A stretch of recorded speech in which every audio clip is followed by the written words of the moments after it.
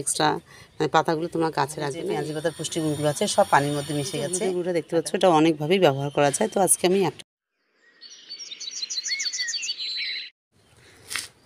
আজকে আমি চলে আসলাম আমার ছাদ বাগানে। তো তোমাদের সঙ্গে একটা জিনিস শেয়ার করব, সেটা হলো আমার ছাদ বাগানে মরিচের গাছের দেখো পাতা নষ্ট হয়ে গেছে। তো এটা আজকে আমি এই মরিচের গাছগুলো কীভাবে যত্ন করি, তো তার জন্য আমি কী জৈব সার নিয়েছি সেটা তোমাদের দেখাবো। তো আসসালামু আলাইকুম, আশা করছি তোমরা সবাই ভালো আছো। তো আমিও ভালো আছি।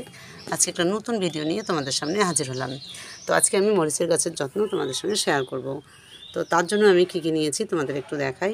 তো এখানে আমি রেখেছি পেঁয়াজের খোসা ভিজিয়ে রেখেছি। এই যে দেখো 4-5 দিন হয়ে গেল, একদম সুন্দর একটা জৈব সার তৈরি হয়েছে পেঁয়াজের খোসা। আর নিয়েছি হলো হলুদের গুঁড়ো। তো এই দুটো আজকে আমি কীভাবে ব্যবহার করি এই মরিচের গাছে সেটাই তোমাদের সঙ্গে শেয়ার করব। তো চলো আমার ভিডিওটা শেষ দেখতে থাকো, আশা করছি তোমাদের ভালো লাগবে। তো সবারই একটা কমন সমস্যা যে মরিচের গাছ বসালেই পাতা কুঁকড়ে যায় বা মরিচের গাছগুলোর পাতা হলুদ হয়ে যায়। তো সেটা আমার ছাদ বাগানও হয়েছে। তো তোমাদের আগে আমি গাছটা ভালো করে দেখাচ্ছি। তো এই যে দেখো আমি গ্রো ব্যাগে দিয়েছি 2টো ক্যাপসিকামের গাছ। তো সেই ক্যাপসিকামের গাছ দুটো কেমন হয়েছে তোমাদের দেখাই। তো আমার দেখো নিচের গোড়ায় যে পাতাগুলো আছে সেগুলো আমি সব ছিঁড়ে দিয়েছি। আর এখানে একটা এই যে ক্যাপসিকামও চলে আসছে। এই যে দেখো তোমাদের ভালো করে দেখাচ্ছি, ক্যাপসিকাম চলে আসছে। আর এই দিকে দেখো এই যে গোড়াতে প্রচুর ক্যাপসিকাম ধরেছে। আর এখানে যে বড় বড় পাতাগুলো আছে এই যে দেখো পাতাগুলো ফাঙ্গাল ইনফেকশন হয়েছে। তো এই পাতাগুলো আমি এখানে এই গাছে রাখবো না, এগুলো সব কাটিং করে দেবো। তাহলে গাছটা কাটিং করার পর আমি জৈব সার ব্যবহার করব। তাহলে গাছটা আর আমার পাতা কুঁকড়ে যাওয়ার সমস্যাটা থেকে রক্ষা পাবে। তো চলো। তো এরকম পাতা যদি মরিচের গাছে থাকে তাহলে তোমরা এক্সট্রা পাতাগুলো তোমরা গাছে রাখবে না, এই পাতাগুলো সব কেটে দেবে। কারণ এই পাতাগুলো একদম তোমরা ভালো করতে পারবে না যতই তোমরা জৈব সার ব্যবহার করো। তাই এই পাতাগুলো তোমরা কেটে দিবে যাতে গাছে একটাও পাতা না থাকে এরকম। তো এরকম কেটে দেওয়ার পর দেখবে নতুন করে আবার পাতা খুশি হবে, তখন সেখান থেকে আর সুন্দর সুন্দর তোমরা ফলন পাবে।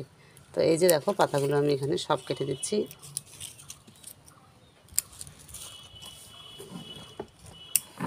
তো এই যে এই পাতাগুলো কেটে দিলাম, আর এই পাতাগুলো এখানে রাখবো না, এগুলো ফেলে দেবো বাইরে একদম। তো এরকম করে এই গাছটাতেও আমি পাতাগুলো কেটে দেবো।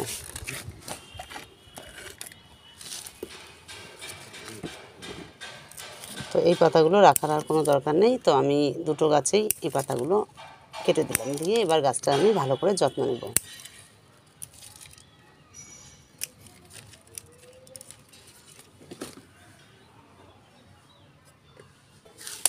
তো এই যে দেখো আমি দুটো গাছেরই পাতাগুলো একদম কেটে দিলাম, একটা পাতা নেই। এখন গাছ থেকে নতুন করে আবার এরকম খুশি বেরোবে। আর দেখো এখানে প্রচুর পরিমাণে ক্যাপসিকাম ধরেছে। এই যে দেখো এই যে ক্যাপসিকাম মরিচগুলো ধরেছে, এই দেখো কত প্রচুর পরিমাণে ক্যাপসিকাম ধরেছে, মানে সব ডালে এরকম ধরবে। তো দেখো এই গাছটাতেও এরকম দিয়েছি। আর এবার যে এই যে গোড়াটা দেখতে পাচ্ছ, গোড়াটায় আগাছা হয়েছে। তো এই আগাছাগুলো আমি এবার তুলে দেব, তুলে দিয়ে মাটিটা একটু আলগা করে নেব।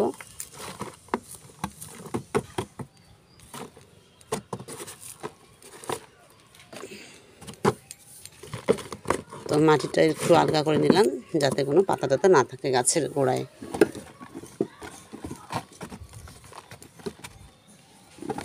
তো দুটো গাছেই আমি ভালো করে আগাছাগুলো পরিষ্কার করে নিলাম। আর এই যে দেখো গোড়াটাও এখন ঠিকঠাক আছে। এই দেখো গোড়াটাও আমি একদম ঠিক করে নিলাম, পরিষ্কার করে নিলাম। এবার চলো আমি এই গাছগুলো কী জৈব সার ব্যবহার করি।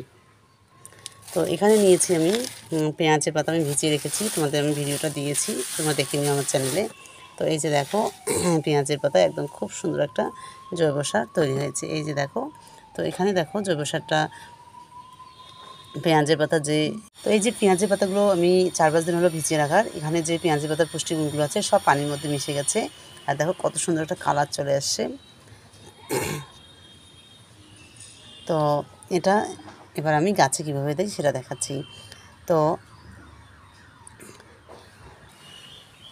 তো এই পেঁয়াজের পাতাটা ব্যবহার করার আগে আমি এই হলুদটা ব্যবহার করব, তারপর আমি পেঁয়াজের পেঁয়াজের যে জৈব সারটা তৈরি করছে সেটা ব্যবহার করব। তো এই পেঁয়াজের জৈব সারটা প্রচুর পরিমাণে ক্যালসিয়াম, পটাশিয়াম, ম্যাগনেসিয়াম, লৌহ, কপার সব ধরনের পুষ্টিগুণ পেয়ে যাবে এই পেঁয়াজের খোসায়।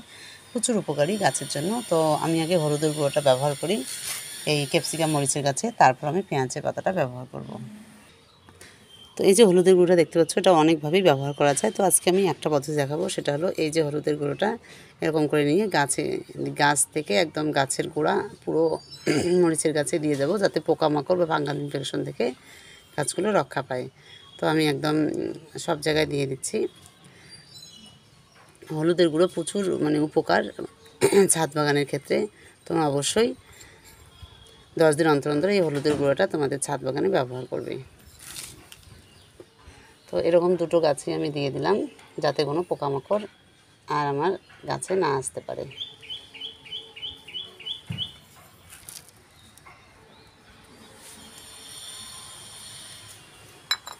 তো এই যে দেখো, আমি একদম গাছের গোড়াও দিয়ে দিলাম, আর গাছের দেখো ডাল সব জায়গায় দিয়ে দিয়েছি। এই যে এই গোড়াটাতে দিয়ে দিয়েছি, একদম ডালেও দিয়েছি, যাতে পোকামাকড়গুলো গাছে না আসে।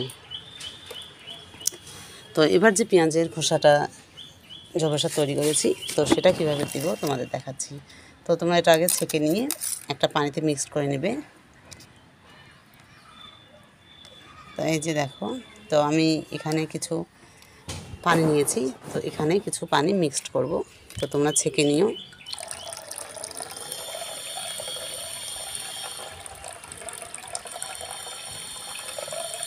তো এই যে দেখো, ওই পানিগুলোর কালার চলে এসছে। আমি অর্ধেক নিলাম এখান থেকে, কারণ আমি কিছু পেঁয়াজের খোসা জৈব সার তৈরি কিছু করলা গাছেও দেবো, তো তার জন্য অর্ধেক নিয়ে নিলাম।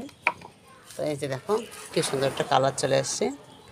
এটা আবার আমি এই যে পানিটা আছে, এটা আমি এবার গাছের গোড়ায় দিয়ে দেবো। হলুদটা যে দিয়ে দিলাম, সেটা আস্তে আস্তে ভিতরে ঢুকে যাবে। তো এরকম করে পেঁয়াজের খোসাটাও জৈব সারটাও দিয়ে দিলাম, হলুদটাও দিয়ে দিলাম, একসঙ্গেই দুটো কাজ করবে।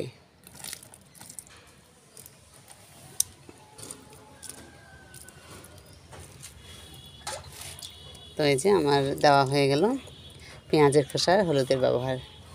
তো এরকম করে তোমরা অবশ্যই গাছে দেবে, 10 দিন বা 15 দিন অন্তর অন্তর তোমরা পেঁয়াজের খোসাটা দিতে পারো। তো আমার এই মরিচের গাছগুলোর একদম খুব সুন্দর যত্ন হলো। এবার এই গাছগুলো দেখবে আর পোকামাকড় আসবে না, আর গাছের পাতাও কুঁকড়ে যাবে না, কারণ পাতাগুলো সব আমি ফেলে দিয়েছি। এবার গাছের ফলনও ভালো হবে। তো তোমরা এরকম করে গাছের যত্ন করতে পারো। তো আজকের ভিডিওটা তোমাদের কেমন লাগলো অবশ্যই কমেন্ট করে জানাবে। আর তোমরা অবশ্যই তোমাদের ছাদ বাগানে খুব সহজ পদ্ধতিতে এরকম করে তোমরা বাড়ির তৈরি জৈব সারগুলো ব্যবহার করবে খুব সহজ পদ্ধতিতে। তো আজকে তোমাদের সঙ্গে এটাই শেয়ার করলাম, পেঁয়াজের পাতা জৈব সার আর হলুদের ব্যবহার কীভাবে করতে হয় মরিচ গাছে। তো তোমাদের কেমন লাগলো অবশ্যই কমেন্ট করে জানাবে। আর তোমাদের কাছে একটা রিকোয়েস্ট, যারা আমার চ্যানেল নতুন দেখো তারা অবশ্যই আমার চ্যানেলটা সাবস্ক্রাইব করবে, আর যারা অলরেডি সাবস্ক্রাইব করেছো তাদের অসংখ্য ভালোবাসা। তো আজকের ভিডিও এখানেই শেষ করছি। তোমরা সবাই ভালো থেকো, সুস্থ থেকো, আর তোমাদের সঙ্গে নেক্সট ভিডিওতে দেখা হবে।